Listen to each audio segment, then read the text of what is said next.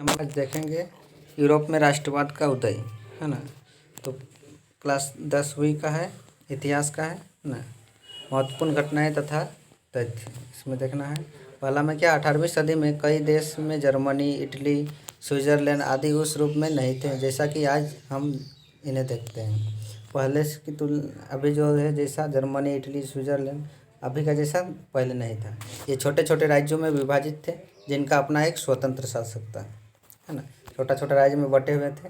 कौन कौन? Germany, Italy, Switzerland. दूसरा में देखिए, 1789 में नवासी की फ्रांसीसी क्रांति। 1789 में क्या फ्रांसीसी क्रांति हुआ था? जो 1789 की फ्रांसीसी क्रांति राष्ट्रवाद की पहली स्पष्ट अभिव्यक्ति थी। इसने फ्रांस में राजतंत्र समाप्त कर प्रभुत्ता फ्रांसीसी नागरिकों को सौंपी।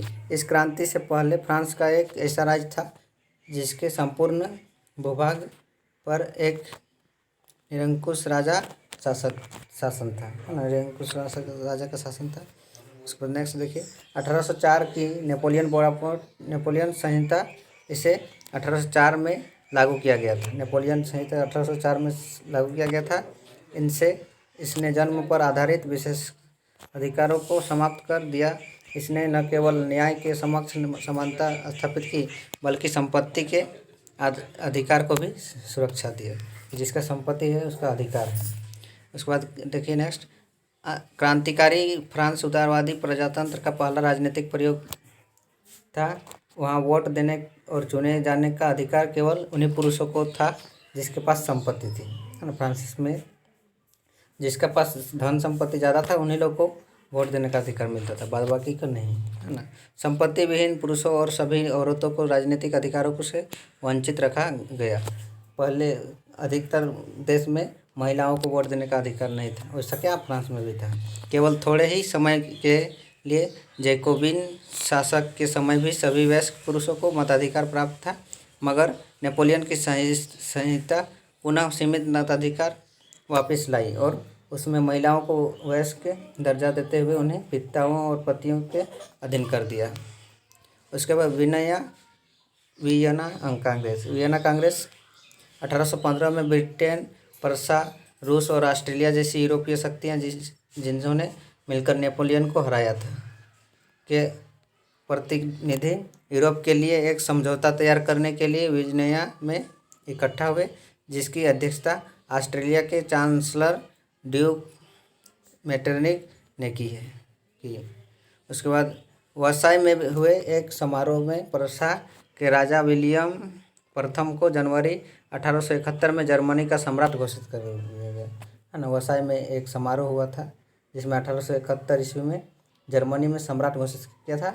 इसको राजा विलियम प्रथा, राजा विलियम प्रथा जो है, देख लीजिए, विलियम प्रथम। उसको नेक्स्ट देखिए, 1861 में इमैनुएल द्वितीय को एकीकृत इटली का राजा घोषित किया गया, है ना, 1861 में।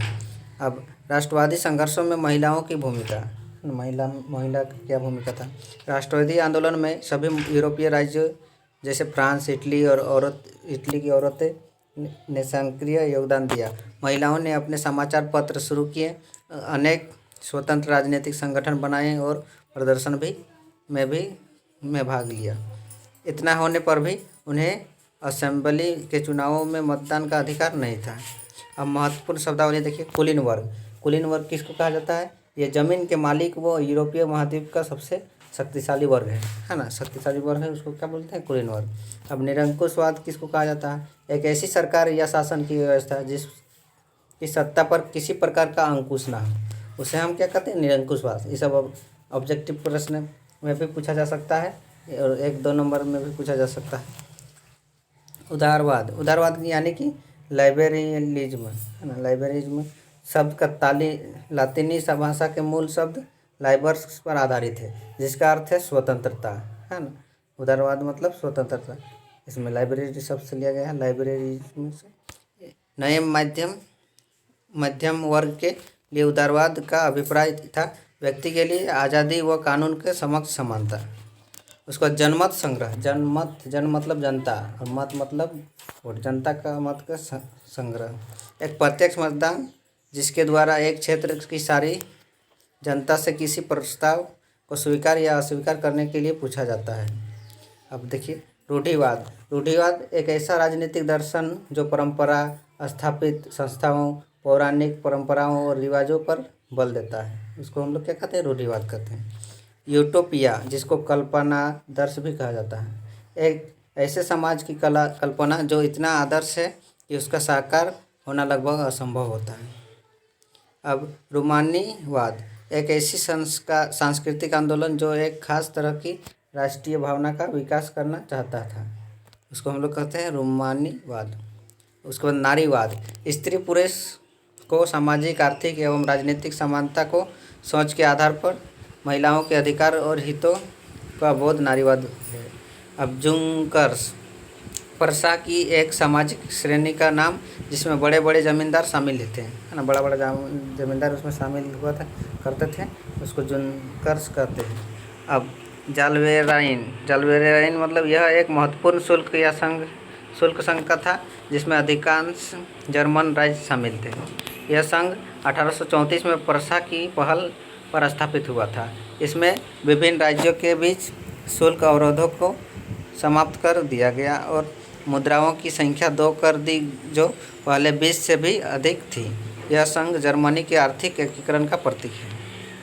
अब महत्वपूर्ण व्यक्ति थे, देखिए ये सब आप याद रखिएगा। जेसेपी मैत्सिनी कौन था, पूछा जाता है। तो इटली का एक महान क्रांतिकारी जिसने यंग इटली नामक आंदोलन चलाया था, है ना। ऑब्जेक्टिव में भी पूछा जा सकता है कि जेसेपी मैत्सिनी किस चीज़ का क्रांतिकारी आंदोलन चलाया था, तो किस चीज़ का इसमें इटली का क्रांतिकारी था जिसने यंग इटली नामक आंदोलन चलाया था।